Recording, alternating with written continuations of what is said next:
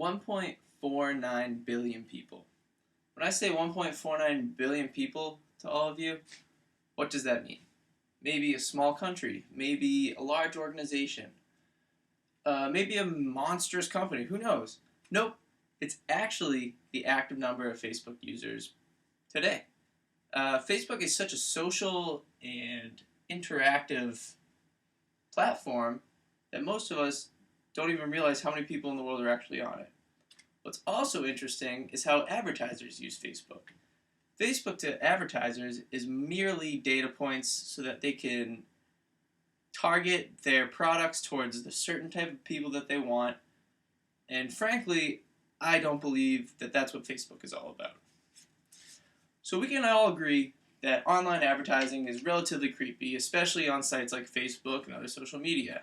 What I mean by creepy is when I have Facebook open and I'm shopping around also on a different tab, I don't want Facebook to know that, oh, I was looking to buy Nike shoes on Amazon, or, oh, I was just on ESPN.com.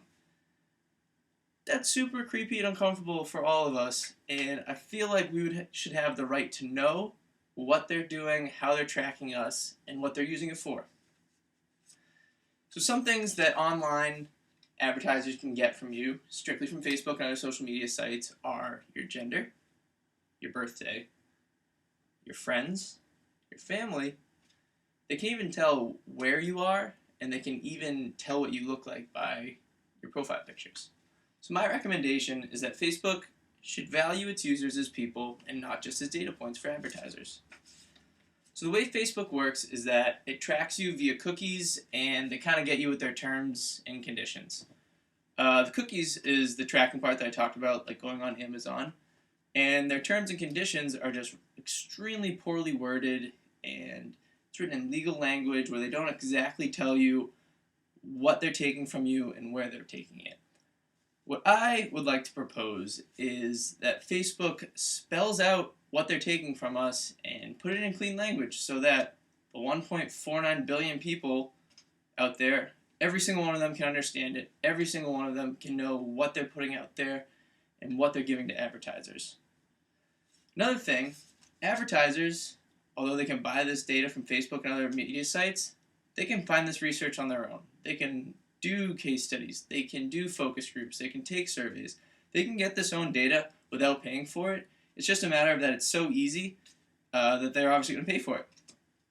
I therefore put the blame on Facebook, who created this social network of people, to kind of take it back a notch and not be such a company, but more of a network and a platform for people to socially interact with one another like it was meant to be originally. So Facebook now, their terms and conditions change all the time. We know that. We're all on there. We see, oh, our terms and conditions have changed, accept, deny, blah, blah, blah. It's not spelled out. Like, when I join Facebook or when I log in every time, if there was a bold text saying, this many people are exposed to your gender, this many people know your birthday, this many people have access to your likes and dislikes, that's going to bug me.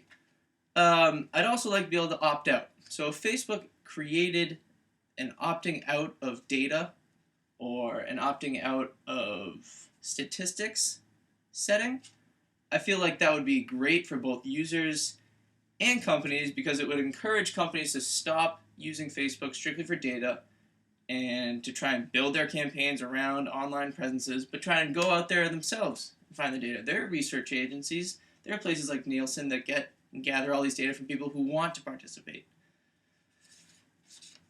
So finally, I'd like to end on, we've all seen the movie The Social Network, or you've heard of it. It's about Facebook and how it got started, and that's it. That's the idea. It's a social network. It's not a study. It's not anything. It's for us to interact with one another and talk to people across the country and engage and bring our world closer together.